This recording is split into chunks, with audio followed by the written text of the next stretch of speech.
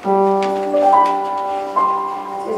함께 식사를 하실 때 예수님께서 떡을 가지사 축복하시고 떼어 제자들에게 주시며 말씀하셨습니다. 받아 먹어라. 이것은 내 몸이다.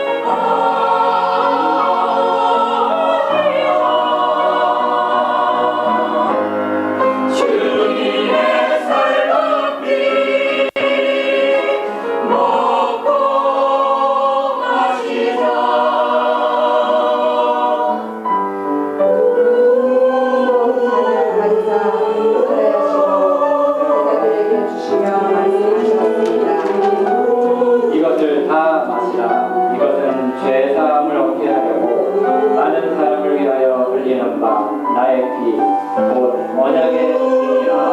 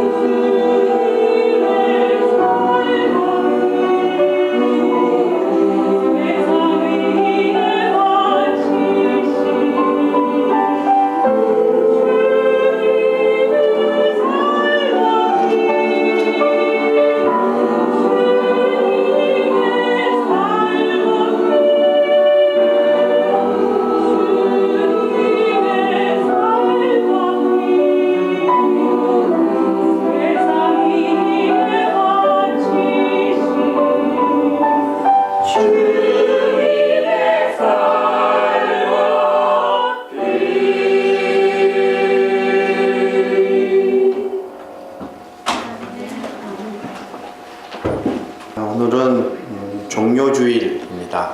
고난주간이 시작되는 의미 있는 기독교 절기주일입니다. 그래서 오늘 강대상 앞에 붙인 배너가 이제 빨간색으로 바뀐 게 그런 의미입니다.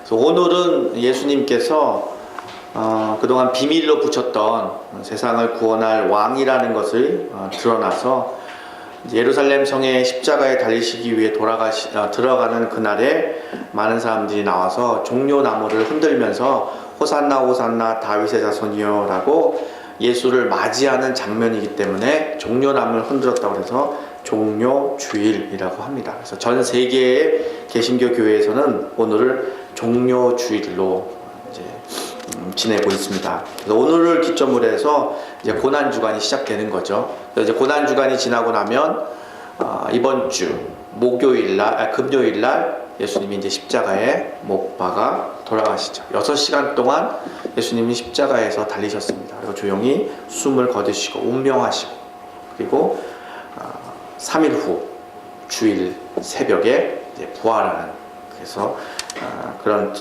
일주일간이 이제 이번 고난 주간입니다. 우리가 살고 있는 이 땅은 800만 우상이 있는 나라라고 하죠. 우상의 나라라고도 합니다. 그리고 100만 명의 순교자가 있는 피 묻힌 땅입니다. 그리고 흔히들 선교사의 무덤이라고 할 정도로 쉽지 않은 땅입니다. 이런 땅에서 이렇게 먼 거리에서 모여서 우리가 예배드리고 하나님의 이름을 찬양한다는 것 그 자체는 기적입니다. 사람의 힘으로 할 수 없습니다. 여러분 한 사람 한 사람 이렇게 예배당에 찾아와서 같이 예배드리는 것 이 자체가 뜻하는 것은 아주 큰 뜻이 있는 겁니다. 여러분 한 사람 한 사람의 본인을 생각할 때 나는 어느 정도의 사람이다, 나는 믿음이 좋다, 나는 예수 믿은 지 얼마 안 됐다, 이런 의미는 여러분들한테는 아무 의미가 되지가 않습니다. 이미 여러분 스스로 한 사람 한 사람은 검증된 사람이라는 거죠. 사실 이 땅에 예수 믿기 어려운 땅입니다. 예수님을 나의 구주로 모시고 신앙생활하기 어려운 곳입니다. 이곳에 이른 아침에 일어나서 일주일 내내 준비하고 예배당에 이렇게 나와서 예배드리는 여러분 한 분 한 분은 심상치 않은 보통의 사람들이 아니라는 거죠. 그러므로 여러분은 뭔가 내 인생 가운데 하나님의 큰 뜻이 있구나, 내가 지금 이 자리에 앉아 있는 것 자체가 내 삶은 그냥 보통의 사람이 아닌 정말 나를 향하신 하나님의 큰 뜻이 있구나를 좀 깊이 깨닫기를 저는 간절히 바라겠습니다. 그래서 여러분이 예배당 들어오기 전에 얼굴이 굳어있든 마음이 굳어있든 몸이 긴장하여 굳어있든 그 모든 것들이 찬양하고 기도하고 또 하나님의 말씀을 나눌 때 좀 얼굴이 펴지고 몸도 좀 펴지고 딱딱했던 여러분의 마음도 좀 이렇게 풀어져서 돌아갈 때는 좀 가벼운 마음으로 돌아가길 저는 간절히 바라겠습니다. 십자가 하면 여러분 장례식으로 생각할 수도 있는데 사실 예수 그리스도의 십자가의 의미는 장례식을 뛰어넘는 놀라운 소식입니다. 저도 예수 믿는 집에서 태어나서 제가 예수 그리스도 십자가 부활 이런 얘기를 얼마나 많이 들었겠습니까? 그리고 그 십자가에 관한 책을 얼마나 봤겠습니까? 저도 신학을 전공해서 목사가 됐지만 신학에 대한 이야기들을 많이 들었었잖아요. 머릿속에는 많이 알고 있었어요. 하지만 십자가가 뜻하는 의미를 몸으로는 깨닫기가 참 어려웠었습니다. 예수 십자가와 저와는 별개로 생각했다는 거죠. 예수 십자가의 의미를 깊이 깨달은 것은 십몇 년 전 제가 목회자로 거듭나기 전에는 잘 몰랐어요. 말할 수는 있었죠. 지식적으로 다 알고 있으니까. 하지만 가슴이 뿌듯하고 몸이 화끈 달아올 정도로 십자가의 의미를 잘 몰랐었습니다. 그러다 어느 날 저에게 어렵고 힘든 그 어느 날 저에게 십자가의 의미를 깊이 깨닫고 저도 십자가를 통해서 다시 태어나게 된 거죠. 예수님이 이렇게 얘기했어요. 내 이웃을 내 몸처럼 사랑하라 이렇게 말씀하셨어요. 하나님 꼭 그게 하나밖에 없는 아들을 십자가에 못 박혀 죽여야 되겠습니까? 반드시 예수를 십자가에 매달아 죽이셔야 되겠습니까? 이렇게 우리가 항변할 수 있지만 예수님은 내 이웃을 내 몸처럼 사랑하라 이 말씀을 실천하신 거죠. 즉 십자가는 우리를 사랑하시는 확증인 거죠. 도장을 딱 찍은 거죠. 더 이상 누구도 번복할 수 없는 거죠. 이거를 저는 머릿속에는 다 알고 있었습니다. 의미를 알고 있었지만 몸으로 깨달은 거는 십몇 년밖에 안 된다는 거죠. 부끄러운 고백인 거죠. 많은 사람들이 이제 하나님에 관하여서 이야기를 들려주면 그분들이 자꾸 아니라고 그래요. 뭐라고 그러냐면요, 목사님 제가 어떻게 살아왔는지 아시면 저한테 그렇게 얘기할 수 없을 거예요. 저 죄 많이 짓고 왔습니다. 제 죄 많이 지은 인생 좀 착한 일 하다 올게요. 이렇게. 또 어떤 분은 선생님 이제 인생이 지금 모든 거 다 죽게 맡기고 이제 평강과 기쁨의 삶으로 삽시다 이렇게 얘기하면 아니요, 제가 가난합니다. 돈이 없습니다. 좀 돈 좀 벌고 좀 형편이 나아지면 좀 헌금도 하고 또 좋은 옷도 입고 가야 되니까 좀 이따 갈게요. 이렇게 얘기해요. 자꾸 아니라고 얘기해요. 또 어떤 분이 이렇게 얘기합니다. 제가 한국에는 이런 분도 계세요. 일본은 안 그렇지만 한국의 60대 70대 할머니 할아버지들은 이렇게 얘기해요. 제가 까막눈이에요. 글씨를 못 봐요. 성경도 읽을 줄 몰라요. 내가 못 배워서 교회에 갈 수 없어요. 저 같은 사람이 어떻게 감히 교회에 갈 수 있겠습니까? 이렇게 얘기해요. 어떤 사람들은 이렇게 얘기해요. 제가 자라면서 많은 사람들로부터 받은 상처가 너무 많아요. 제 마음 안에 부글부글 끓습니다. 아주 원망과 저주가 제 안에 가득합니다. 이 마음이 없어질 때 갈게요. 이렇게. 또 어떤 분들은 이렇게까지 얘기해요. 제 친한 친구 한 사람이 있었는데 그 친구가 저를 상대로 사기쳐서 보증 잘못해서 제가 돈을 다 날렸어요. 그 사람이 바로 교회 안에 있어요. 그 사람이 죽을 때까지는 저는 교회 못 가요. 이렇게. 그러면서 그 남자가 눈물을 뚝뚝 흘려요. 그 친구 때문에 제와 제 자식들이 겪은 일들을 목사님이 아시면 그렇게 못 얘기할 거예요. 이렇게. 두려움과 분노와 상처와 한맺고 살아온 세월 가운데 난 죄인이기 때문에 자꾸 하나님 사랑을 거부하는 거죠. 저는 아직 받을 사람이 못 됩니다. 아직 뭔가 자격을 갖춰야 되는 거죠. 저는 안 됩니다. 안 됩니다. 이렇게 얘기해요. 그렇기 때문에 거부하는 인생들 때문에 하나님은 마음에 깊은 고뇌를 하신 거죠. 그리고 결정하셨죠. 그리고 세상 누구도 감당할 수 없는, 면목은 없지만 세상 누구도 감당할 수 없는 끔찍한 일을 하나님은 딱 하시기로 결정을 하셨죠. 그게 바로 아들 예수 그리스도를 십자가에 못 박히고 십자가에서 죽이기로 작정하신 거죠. 그리고 난 이후에 누구든지 핑계댈 수가 없는 거죠. 누구든지 거부할 수 없는 거죠. 자, 봐라. 십자가에 달린 내 아들을 봐라. 바로 거부한 바로 너. 자격 없다고 거부했던, 죄 많다고 못 배웠다고, 가난하다고, 분노와 좌절과 절망 가운데 있는 환경을 탓했던 바로 너 봐라. 너를 향한 사랑이 이거다 라고 하는 것이 바로 십자가라는 거죠. 저는 그 의미가 머릿속으로는 알았었지만 제 몸은 잘 몰랐었어요. 몸은 몰랐던 거죠. 그러던 저에게 하나님께서 특별한 은혜와 사랑을 주셔서 고난 가운데 인생의 바닥을 치고 부르짖어 주님을 찾던 어느 날 십자가의 의미가 제 몸으로 깊이 깨닫게 된 거죠. 그리고 내게 주어진 환경이 저주나 어려운 것이 아니라 십자가의 의미를 깊이 깨닫기 위해서 주신 하나님의 특별한 선물이라는 걸 깊이 깨달은 거죠.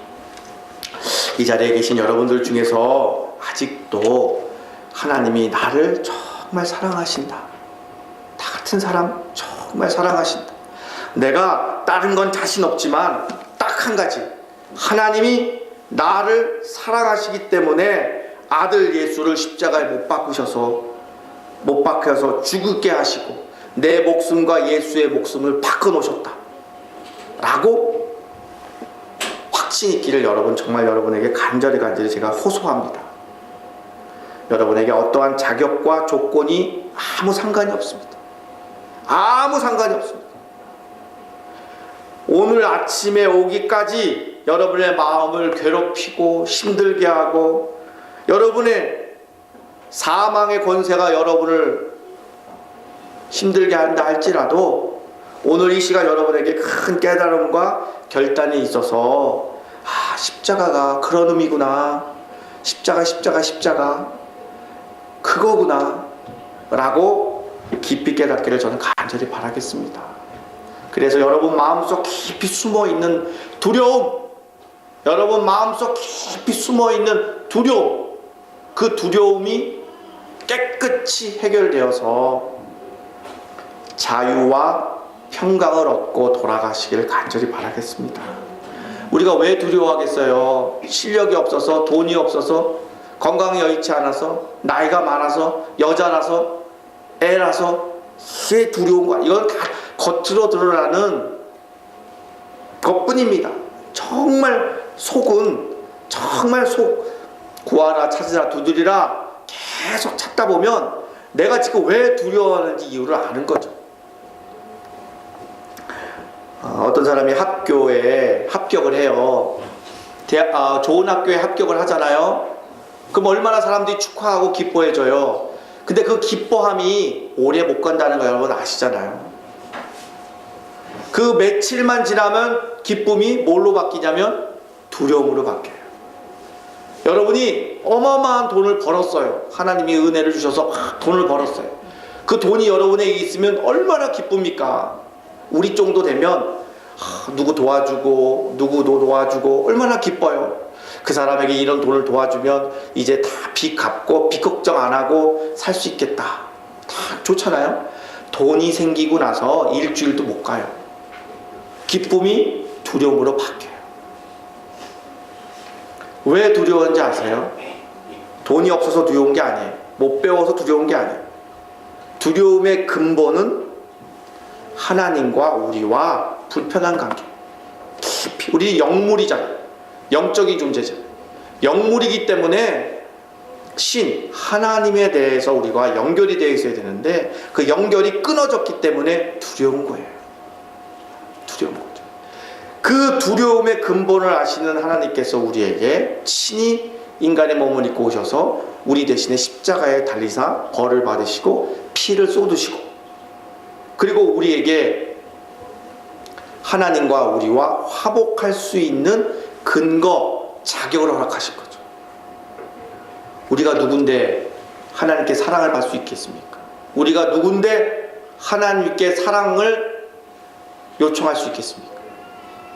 우리가 살아온 세월이나 우리가 가지고 있는 자격은 안 되고 예수가 십자가를 통해서 만들어 놓은 자격 때문에 우리는 그것을 하나님의 사랑을 받을 수 있는 자격이 된 거죠. 근데 이거를 모르면 사망의 권세에 자꾸 속아서 나 같은 사람이 감히 하나님께 사랑을 받을 수 있을까? 내게 조금 부족해. 내가 좀 뭔가 갖추고 획득한 다음에 이후에 가야지 하고 자기 자신을 자꾸 누르고 자기 자신을 자꾸 상처를 주는 거죠. 복음 이외에 부족한 것은 아무것도 없습니다. 예수가 다 이루었도다 라고 하나님이 선언을 해버렸어요. 그 선언이 오늘 이 시간까지 유효한 거죠. 복음이 임하는 것마다 자유와 평강을 얻는다. 그 말은 복음이 부족한 게 하나도 없습니다. 예수가 부족한 것이 없죠. 그래서 오늘 여러분들에게 십자가의 의미가 여러분에게 큰 의미가 있기를 바라면서 오늘 본문을 통해서 예수가 십자가에 못 박을 때 주위에 사람들이 있었어요. 과연 여러분이 지금 어느 위치에 있는지 한번 잘 판단해 보시길 바라겠습니다. 첫 번째, 로마 군병들이 있었어요. 23절에 보면 그 로마 군인들의 했던 일들은 최소한의 양심도 없는 부류들이에요. 아주 그냥 본능만 있습니다. 그냥 꺼리낌이 없어요. 양심에 꺼리낌이 없이 행동하는 거죠. 예수의 옷을 벗겨서요 장난을 쳤던 사람들입니다. 이 옷을 누가 가질까? 찢어서 제비뽑기할까? 하고 예수 앞에서 장난쳤던 그런 부류들입니다. 시편 22편 18절에 보면 예언했던 내용이에요. 다시 말해서 사람들이 다 알고 있었던 내용인데도 불구하고 그 일들을 했어요. 로마 군인들에게는 좋은 기회가 왔었는데도 불구하고 그런 무지함 때문에 예수를 조롱하는 그런 부류가 됐던 거죠. 많은 하나님의 말씀을 들어요. 그런 하나님의 말씀이 삶의 지혜가 되고 생명이 되어야 될 텐데 그냥 귀로 듣고 귀로 끝내버리니까 의미가 없는 거죠. 또 한 부류가 있어요. 두 강도가 있어요. 십자가에 못 박아서 죽이는 살인범들은 아주 용서하지 못할 아주 극악한 범이라고 하는 거죠. 근데 예수를 아주 비참하게 만들려고 그 흉악한 두 강도 사이에 예수를 못 박게 만드는 거죠. 예수의 죽음을 아주 처절하게 비참하게 만들려고 하는 그런 두 강도의 모습입니다. 그리고 세 번째, 예수 주변에 또 한 부류가 있었어요. 바로 백부장이죠. 백부장은 로마 군인에서 현장 지휘관이었어요. 그 예수의 십자가 처형을 그 지휘했던 지휘관이었습니다. 백부장은 군인 100명 정도를 거느리는 사람이었죠. 높은 벼슬의 사람이었습니다. 근데 그 사람이 예수님이 6시간 동안 십자가에서 처형되는 모습을 보고 이렇게 고백을 해요. 마태복음 27장 54절에 이렇게 고백하죠. 백부장과 함께 예수를 지키던 자들이 이르되 진실로 하나님의 아들이었도다 라고 이렇게 고백을 해요. 이방인이에요. 이방인이지만 이방인의 입술을 통해서 과연 하나님의 아들이었다 라고 고백을 해요. 우리들도 마찬가지죠. 여기 있는 사람들 중에서 유대인은 아무도 없잖아요. 이방인들이잖아요. 그렇지만 예수를 만나고 예수를 경험하고 나서 우리 입술을 통해서 고백이 되는 거죠.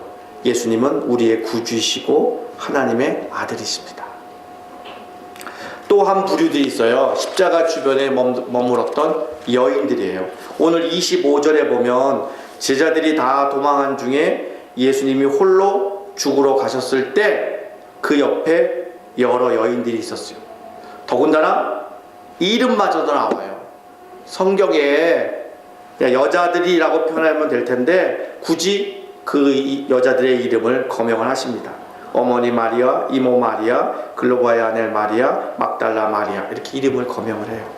이 여인들은 예수님이 십자가에 처형당했을 뿐만 아니고 부활의 아침에 처음으로 무덤에 갔던 여인들의 모습들입니다. 정말 지극한 마음으로 예수를 사랑했던 부류들입니다. 또 한 부류들이 있어요. 사도 요한. 예수님의 12제자 중에서 유일하게 십자가에 달리신 예수를 끝까지 남았던 제자는 딱 한 명입니다. 바로 사도 요한입니다. 26절에 보면 제자 중 끝까지 남아 예수의 죽음을 지켜본 제자는 사도 사도 요한이라고 우리가 알 수가 있는 거죠. 여러분 잘 알다시피 사도 요한하고 베드로하고는 항상 이제 비교들을 많이 하죠. 베드로는 수제자라고 하고 예수님을 위해서는 뭐든지 다 할 수 있다고 생각하고 그렇게 행동했던 제자인 거죠. 하지만 오늘 마지막 선생님이 십자가에 못 박혀 돌아가시는 그 장면을 지켜주지 못해요. 도망가는 거죠. 베드로의 그림자 자체도 보이지가 않아요. 베드로의 제자들도 안 보냈어요.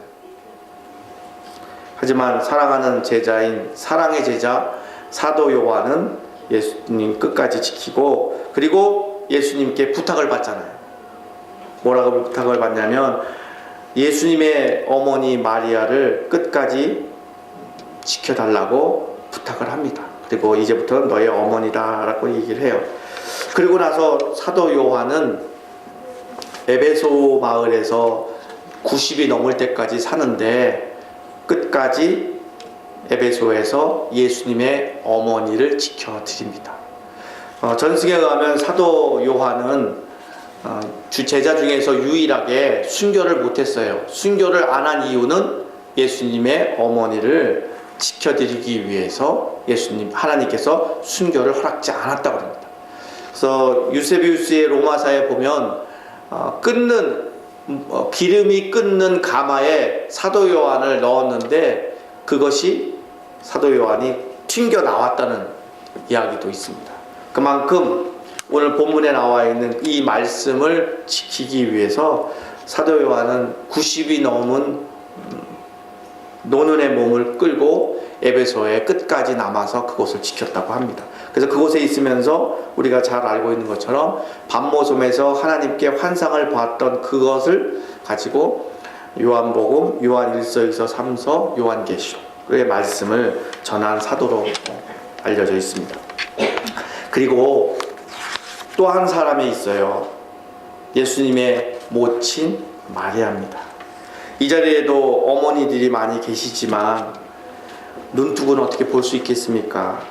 자기 아들이 저렇게 처절하게 죽어가고 있고 어느 한 사람도 그것을 말리지 못하고 다 그것을 바라보고 있고 그 아들을 찢고 조롱하고 때리고 피가 터져 나오고 이런 모습을 바라보는 모친 마리아가 있었습니다. 시몬이라고 하는 노인이 있었어요. 그래서 예수가 오실 때 그 예언했던 내용이 있습니다. 이렇게 예언했어요. 시몬이라는 노인이 이렇게 예언했습니다. 장차 이 아이로 인하여 칼이 네 마음을 찌르듯 하리라, 이렇게 나왔어요. 이 장면이 바로 그 장면이죠. 부모의 마음이 다 똑같은 거죠. 지금 마리아의 마음은 어떻겠습니까? 처녀가 아이를 가졌을 때 그때부터 마리아는 참 마음고생이 심했던 거죠. 동정녀가 아기를 갖기 시작하고서부터, 그리고 오늘 십자가의 그 마지막 장면까지 쭉 지켜보는 그 마리아의 마음은 어떻겠습니까? 사랑하는 아들이 십자가에 매달려서 죽어가는 모습을 바라보는 그 모친 마리아, 자신의 두 눈으로 믿을 수는 없지만 벌어지는 일들은 참 기가 막혔을 것입니다. 이렇게 똑같은 십자가지만 바라보는 사람들의 입장이 다 다릅니다. 여러분 지금 똑같은 십자가, 예수의 십자가를 기억하면서 다 의미가 다 달라질 것입니다. 마지막으로 한 사람이 또 남아 있습니다. 바로 우리들입니다. 여러분들입니다. 여러분들은 예수가 십자가에 못 박아 돌아가셨다는 그 의미가 여러분에게는 어떻습니까? 저는 두렵고 떨립니다. 사람이 죽는 것이 무서워서 떨리는 게 아닙니다. 예수가 십자가에 못 박혀 돌아가시고 나서 그 주위에 있었던 로마 군인들, 여인들, 강도, 백부장, 제자 요한, 어머니 마리아 또 있었지만 성경에 나오지 않는 또 한 명의 인물, 바로 우리 자신이 거기에 있었던 것이죠. 제가 4월 11일이 지난주 4월 12일이 제가 동종에 들어온 지 2년이 되는 뜻깊은 날이었어요. 그날 새벽에 제 나름대로 기도를 하면서 이런 생각이 들었습니다. 제가 동경에 이렇게 좋은 교회에 정말 선한 교인들을 이렇게 만나게 된 게 제 입장에서 볼 때는 더 이상 제 인생에 올 수 없는 큰 은혜라고 생각을 하고, 하나님께 제가 이곳에 있게 된 이유가, 제가 동부제일교회에서 부목사로 12년 있으면서 쭉 사역을 하면서 참 재밌고 즐겁게 일을 했지만, 이제 마지막 12년쯤 됐을 때는 이제 제가 하나님 앞에 깊이 기도를 해서 그동안 수십 년 동안 현장에서 사역했던 것들이 이제는 또 다른 새로운 사역지가 열릴 것을 기억하면서 오랫동안 기도를 했는데, 그 길이 열릴 때마다 잘 열리지를 않았습니다. 그리고 제가 있었던 교회에서 또 다른 일들을 자꾸 새로운 일들을 맡기셔서 제가 하나님 앞에 이렇게 기도를 했어요. 하나님, 주님이 시키시면 뭐든지 다 하겠습니다 라고 기도를 했어요. 그 추운 새벽에 엎드려서 그렇게 기도를 했어요. 그 기도한 순간 제 기도가 제 영혼이 들었다는 것을 제가 그때 경험을 했습니다. 제가 말하고 있지만 제 머릿속에 있는 의지적으로 기도한 것이 아니라 제 영혼이 기도해서 제가 제 귀로 들은 거죠. 저도 깜짝 놀랐습니다. 그 전까지는 십자가의 의미를 머릿속으로 알았던 제가 체득하는 현장인 거죠. 바로 목자의 마음, 예수의 마음, 십자가에 달리셨던 예수의 마음을 조금씩 제게 깨닫게 된 거죠.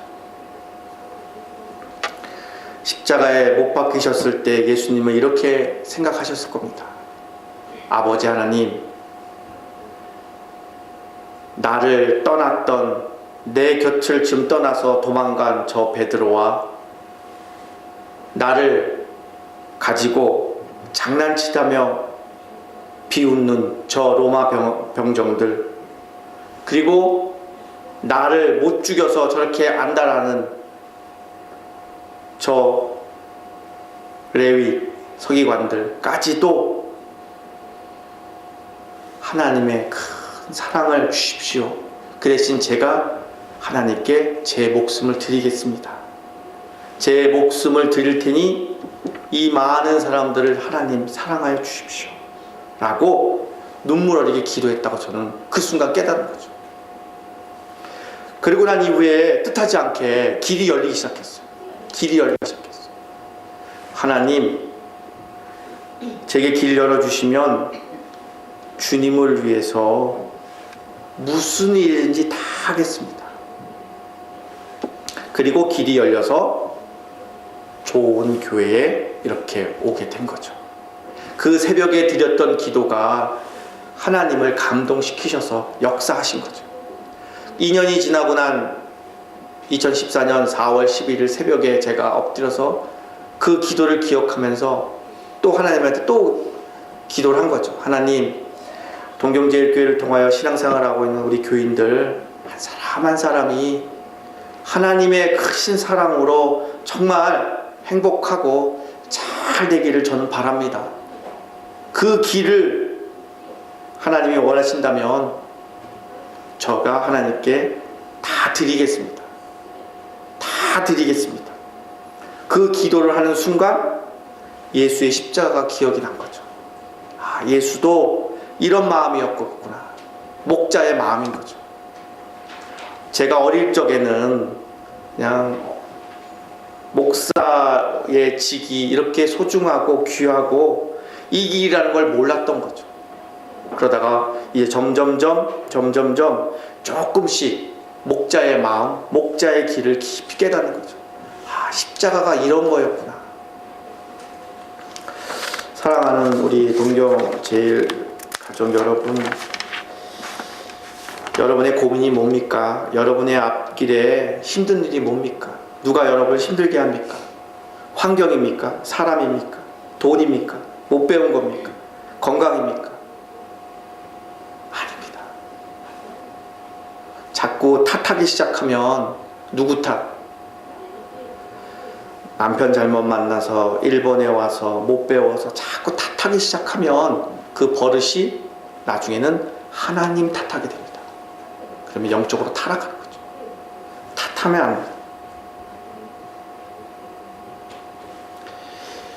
저도 그렇게 살아왔었지만 어려움을 통해서 깊이 깨닫고 나서 이제는 제가 깊이 깨달았습니다. 죄 덩어리인 저에게 하나님의 크신 사랑 주시려고 천지의 창조주이신 여호와가 저에게 찾아와 주셨죠.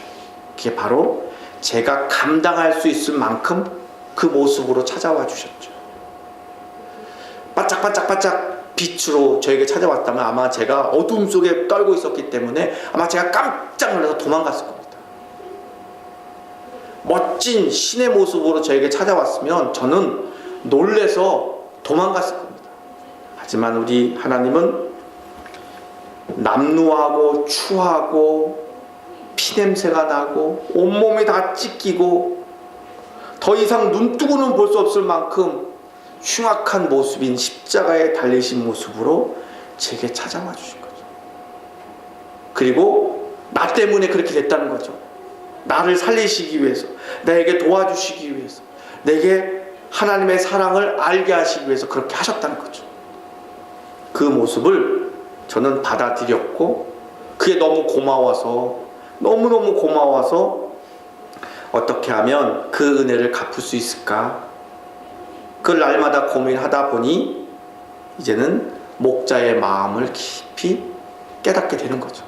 그래서 제가 고백하기를, 십자가의 은혜 앞에 제가 고백하기를, 하나님 저를 살리시기 위해서 이렇게 큰 십자가의 은혜를 허락하여 주셨고, 또한 제가 제 자격으로는 만날 수 없는 이렇게 좋은 성도들을 만나게 해주신 것, 그것은 우리 성도들이 잘 되게 하기 위해서, 정말 하나님의 사랑으로 행복한 사람들 되게 하기 위해서 저에게 뭔가 필요로 하시는 거구나. 그러면 저도 십자가의 길 성도들을 위해서 뭐라도 다 하겠습니다 라고 고백을 하며 하루하루 살아가는 것이 정말 하나님이 저에게 원하시는 삶이 아닐까라는 깊은 깨달음이 임했다는 것입니다. 여러분은 어떻습니까? 여러분 주위에 있는 사랑하는 사람들, 또 사업을 일으키는 분들, 또는 가정을 지키기 위해서 참아내면서 여기까지 오신 분들, 다 여러분들 각자 삶은 다 다르지만 십자가를 통하여서 우리에게 보여주시고 주신 그 놀라운 하나님의 사랑으로 인해서 새로운 인생이 좀 보이시고, 여러분 마음이 정말 뿌듯하고 정말 기쁨에 깡충깡충 뛰는 진정한 참 그리스도인으로 거듭나기를 간절히 축원드립니다. 여러분 안에 지식이 없고 배운 것이 없고 돈이 없고 가난하고 벅찬 인생을 살아온다 할지라도 그것들을 다 뛰어넘을 수 있는 놀라운 에너지가 우리에게 찾아온 거죠. 그 모든 것들, 거부하고 거절하고 자격 없다고 자꾸 흔드는 그 모든 것들을 다 일거에 무너뜨릴 수 있는 어마어마한 에너지가 우리에게 찾아온 거죠. 그 에너지가 바로 십자가라는 거죠. 십자가 앞에 모든 것은 다 꼬꾸라뜨립니다. 십자가 앞에 모든 절망과 저주와 악함과 약함을 다 무너뜨릴 수 있는 거죠. 우리의 살 길은 예수 그리스도의 십자가, 그 은혜의 뿌리라는 것이죠. 기도하겠습니다. 아버지 하나님, 하나님이 사랑하시는 귀한 성도들이 이곳에 모여 있습니다. 예수의 생명을 허락하여 주시고 예수의 은혜로 날마다 천국을 누릴 수 있도록 인도해 주시옵소서. 인간의 지혜나 화술이나 설득이나 열심으로 하나님께 갈 수 없습니다.